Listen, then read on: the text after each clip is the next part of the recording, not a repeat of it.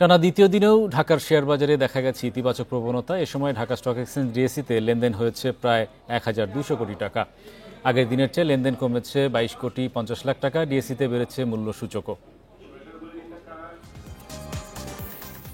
সোমবার দিনের শুরু থেকে ইতিবাচক ঢাকার শেয়ার বাজার। লেনদেন শুরুর প্রথম ২০ মিনিটে প্রধান সূচক বাড়ে প্রায় ৪৫ পয়েন্ট। বেলা বাড়ার সঙ্গে সঙ্গে শুরু হয় সূচকের উত্থান। দিন শেষে ডিএসইএক্স সূচক বেড়েছে ৬৬ পয়েন্ট, অবস্থান ৫,৪৫৫ পয়েন্ট। ডিএসইতে আজ লেনদেন হয়েছে ১,১৭৭ কোটি ৭৬ লাখ টাকা। আগের দিনের চেয়ে লেনদেন কমেছে ২২ কোটি ৫০ লাখ টাকা। হাতবদলে অংশ নেওয়া ৩৯৬টি কোম্পানি ও মিউচুয়াল ফান্ডের মধ্যে দর বেড়েছে ২৩৮টি প্রতিষ্ঠানের শেয়ারে, কমেছে ১১৪টি এবং অপরিবর্তিত ৪৪টি প্রতিষ্ঠানের শেয়ার দর। সবচেয়ে বেশি লেনদেন হওয়া প্রতিষ্ঠানের তালিকায় প্রথম সিটি ব্যাংক, দ্বিতীয় বিকন ফার্মাসিউটিক্যালস, তৃতীয় অবস্থানে বাংলাদেশ শিপিং কর্পোরেশন।